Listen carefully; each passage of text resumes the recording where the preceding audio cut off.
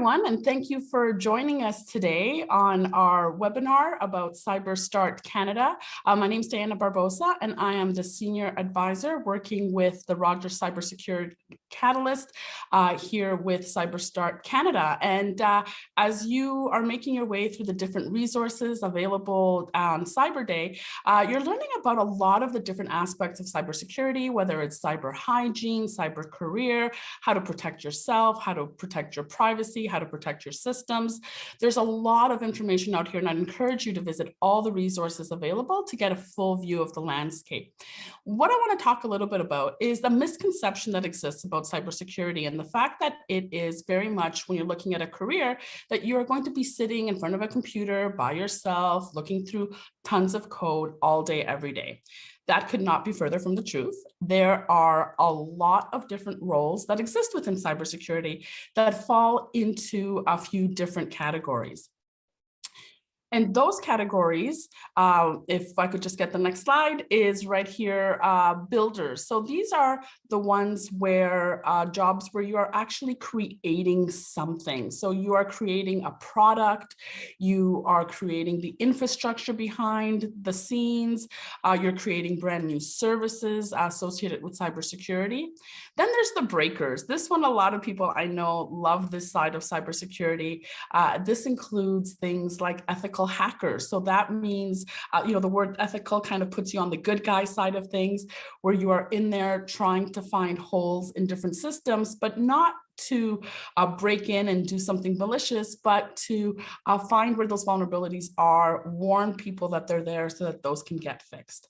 Then there's the defenders. These ones we're very well versed, most of us on these, which are the people who are out there keeping an eye out on the cyberspace world. They're like the cyber police, looking at what's happening and trying to stop malicious actors from accessing different information or from damaging information or systems.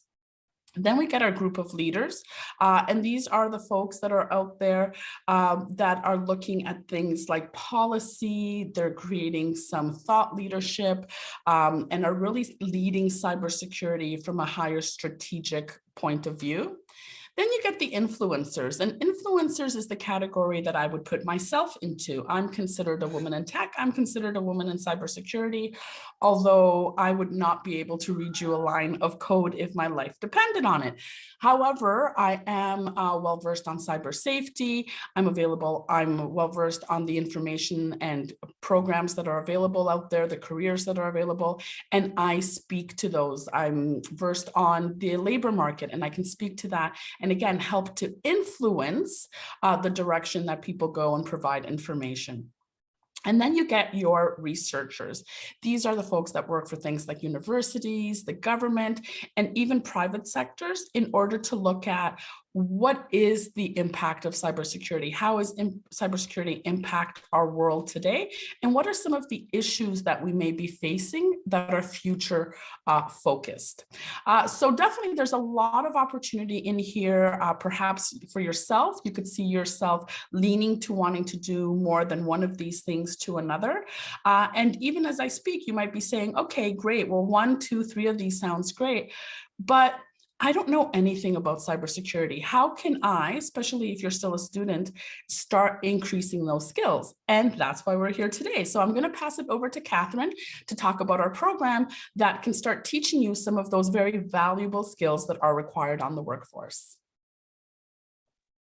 Great, thanks, Diana. And so my name is Catherine McCabe. I am the project manager for CyberStart Canada with the Rogers Cybersecurity Catalyst at Toronto Metropolitan University. And we're here to tell you about CyberStart. And so what CyberStart Canada is the Catalyst's new and free youth-focused learning experience that seeks to increase cyber knowledge and safety among high school students. And so on February 1st, just a few weeks back, we expanded Canada's first offering of CyberStart game to students aged 13 to 18 in Alberta, British Columbia, and Ontario. And what CyberStart game is it's a resource that makes it easier for students and educators to discover if you like the field of cybersecurity. So when you register as a student or as an educator with CyberStart Canada, you get full access to CyberStart game. So it's full of challenges that test the persistence and research needed when facing authentic cybersecurity skills. It helps build up your technical skills, your creative thinking, more of your soft skills, whether it's approached by beginners with a casual interest or those with a vested interest in cybersecurity.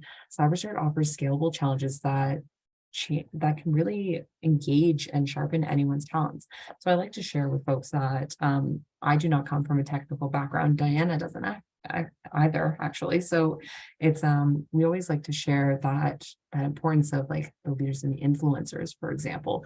So how I got interested in particular, like my background is in sport and recreation. I have a degree in kinesiology and physical education. So that's a separate area of STEM, but why is that relevant to what we're doing? And we talk about the importance of transferable skills and the opportunity to develop your soft skills. So your communication, collaboration, creative thinking, critical thinking, perseverance, resiliency, curiosity, tenacity. So it's the opportunity to get to experiment with that while also learning your technical skills.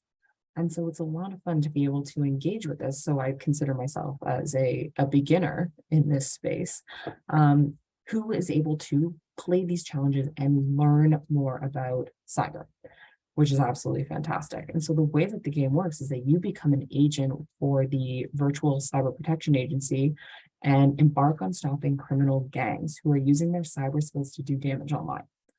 And so you must use various defensive tactics to try and thwart these cyber criminals' attempts. The rich narrative, the highly designed challenges, and the user-centric progress system make it easy for anyone to work through the challenges at your own pace. And so if you want to play every day, you want to play during a club, during class, during the weekend, at home, wherever, whenever, it works for you. And the immersive and gamified learning environment, it's designed to teach those complex security concepts in a way that promotes exploration and investigation over traditional learning methods. And there's a lot of great opportunities for it. For anyone who's been part of a capture the flag event, for example, very similar idea where you're trying to find the flag and trying to find the challenge. So let me tell you more about what the different technical skills are that you would be developing and how that's laid out in the game. And so there's 4 exciting bases for you to explore in CyberStart. There's your intern base, which is a great way to find out what CyberStart is all about. So you jump right into your first assignment and see what life is like at the Cyber Protection Agency as you have a go at 12 different hands-on security challenges ranging from easy to hard. So you notice on here that you can see some are beginner, some are intermediate, and some are advanced. The great thing, and this is what I love sharing with folks, is that you're learning without realizing that you're learning. So while it may say that the challenge is intermediate or more advanced, because you're playing through them and your knowledge is progressing as you progress in the game, they don't feel as hard as they may be. So it's a really great way to kind of try out those different levels and get an experience for that. Then you have your headquarters base, and those challenges range across the different cybersecurity disciplines. So it's a lot of practical real-world techniques and skills that you develop as you're playing through those levels. And like I said, your knowledge advances with the opportunities that you have to do these different challenges. So personally, I love starting with the headquarters base because it progresses a bit slower in regards to difficulty, and versus intern base where it can progress quite quickly because it's giving you a taste of all the different challenges you have there. So I consider headquarters a great place to start, but you can bounce around and jump into the different bases as well. Then you have your moon base where you learn how to program, but unlike other programming learning tools, here you learn how to write your own security tools and understand your limitations. So for example, building your own password cracker helps you understand why and how passwords are weak. So that's pretty neat there. And then into the forensic space, you step into the shoes of a police investigator dealing with actual memory images akin to real world investigations. So here you have to digitally decode and use your sleuthing skills to discover the cyber criminals' digital trails. So it's really neat to be able to engage with these different technical concepts and different programming languages too. Like you get to play with Python, which is pretty darn cool. And then you get to do other things like data detection and scripting, hashing, code cracking, like so many different things to get to learn more about cyber. Now, as you're doing that, you have the opportunity to earn badges. Now you'll notice here it says educators badges, not to worry students, coming up next for you. But the way that you can earn these badges is registering for the program, inviting other students to play, and then having them play the challenges. And so as soon as you register as an educator, you get your Cyber Opportunity School Award because you're introducing students to this opportunity to become more digitally aware and cyber safe, which is absolutely fantastic. And that's what we want to be doing. And then as you're referring more students and those students are completing challenges, you have the opportunity to earn your Cyber Education Champion badges. And there's the different stars for the number of students and the number of challenges that are completed, which is a lot of fun. And now for our students, because I know that you want to know about this opportunity too, you register for the CyberStart Canada program. And if you achieve 1,000 points, you get your first badge. Your second badge is for 25,000 points. I personally am at 22,800 points. I'm pretty proud of myself. I'm very close to being a digital detective. And again, non-technical, which means that this is possible for those who do not have that technical background or that experience with computer science or with cybersecurity. And then 50,000 points is your cyber conqueror. So working on that, we're getting there. So keep working on those challenges, keep capturing those flags, learn, have fun, and share your badges online. So you can put them on your resume, you can put them on LinkedIn, you can put them on your social media. Educators, students, share this with your networks. Let them know the cool things that you're doing and how you're progressing in the game and all the things that you're learning. It's a lot of fun. Now, at times, there are some challenges that can be a little more difficult. And so within the platform, there is the field manual. And so the field manual has a lot of different engaging video tutorials and simple step-by-step guides that help students and educators learn unfamiliar concepts and provide support when stuck on a challenge. So if you ever get stuck, you can jump over to the field manual and learn from one of the experts how to solve a problem. Within the field manual, they also have a couple walkthroughs of different challenges within the intern base and in the headquarters base, which are really helpful. I personally found them really helpful. I learned a lot of different functions on like the keyboard that lead you to different things. Super helpful in things that you don't even realize, and they can become easier in your day-to-day life doing different things.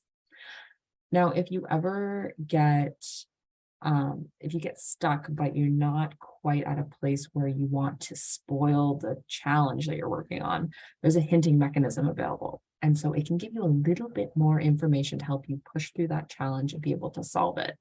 But you can also use, we always say Google's your best friend.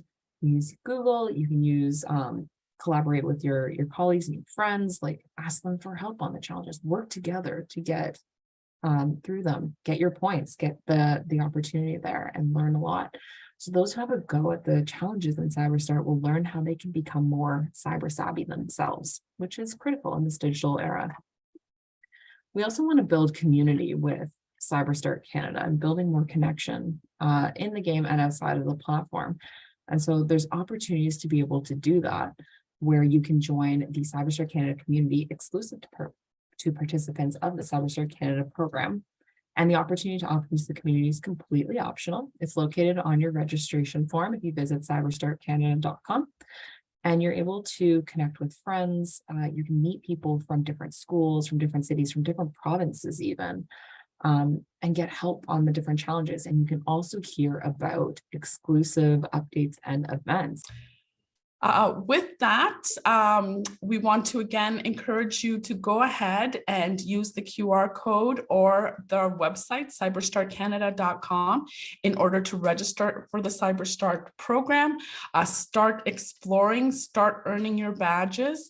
The one thing that I will sort of flag is that there is, as there always is, an email verification process. Two things that help to speed that up is, one, is if you have access to a personal email, is to use your personal email, as sometimes school-based emails do filter out outside resources. And two, if you do not get your verification email, that you check your spam or junk folders, because sometimes they do sneak in there. If you've done all of that and you still don't have it, there is a contact us section and you can send an email and we will get you started ASAP. Thank you so much for taking the time to listen to our presentation. I hope we have ignited an interest in exploring the field of cybersecurity. We hope to see you online earning badges. Thank you.